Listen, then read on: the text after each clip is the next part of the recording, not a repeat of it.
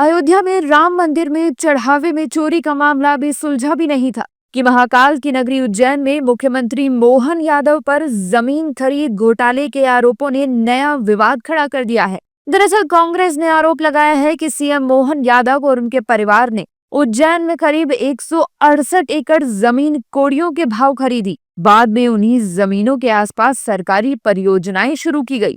कांग्रेस ने इस पद का दुरुपयोग बताकर मुख्यमंत्री पर अपने ही परिवार को फायदा पहुंचाने और करोड़ों के लैंड स्कैम का आरोप बढ़ा है।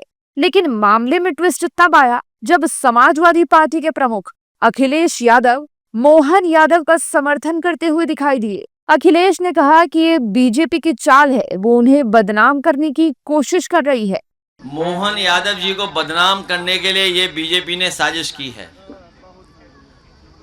और अगर मोहन यादव पे ये आरोप है तो उत्तर प्रदेश के मुख्यमंत्री जी ने तो 300-600 एकड़ जमीन ली है। आप लोग समझते नहीं बात को। ये कोई नई बात थोड़ी है कि उन्होंने कोई जमीन ली है।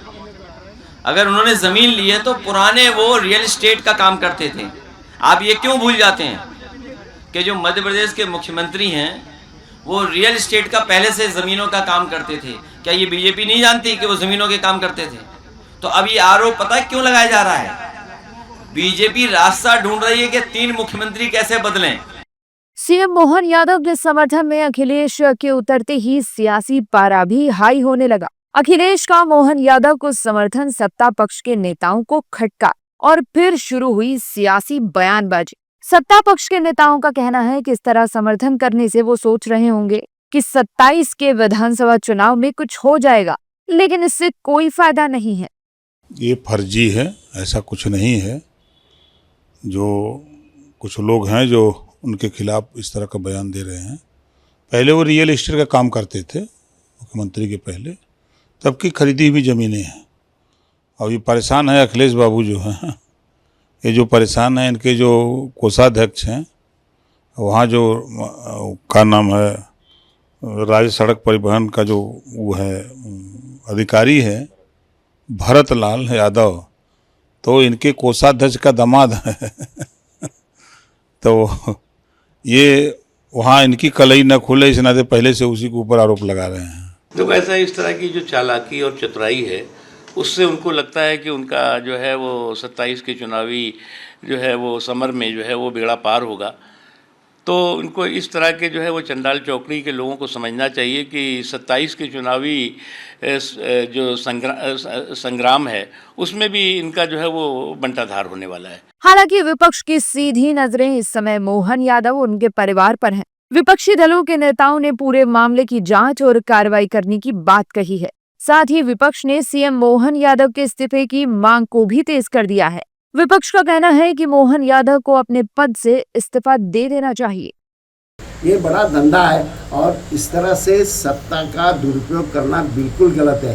कांग्रेस के जमाने में इस तरह का होता था तो उसको इस्तीफा देना पड़ता था। अशोक चौहान ने क्या किया था, एक फ्लैट लिया था लेकिन उनको ये इस्तीफा देना पड़ा, तो मेरे ख्याल से इनको इस्तीफा देना ही पड़ेगा। मोहन यादव को जाना ही पड़ेगा। अयोध्या के बाद उज्जैन यानी भगवान राम के बाद भोलेनाथ, किन्हीं को नहीं बख्शा इन्होंने। अब देखिए क्या तोड़ निकालेंगे। आज से देखिएगा, आज से कल से बात होगी कि सिस्टम ही ऐसा है, तो व्यक्ति की चर्चा नहीं होगी, सिस्टम की चर्चा शुरू हो जाएगी, जैसे नीट वाले मामले में होता है, और उसके बाद पटाक्षेप हो जाएगा। इस्तीफा तो होता नहीं है, अकाउंटेबिलिटी चूंकि है ही नहीं। देखे आने वाले दिनों में क्या होता है।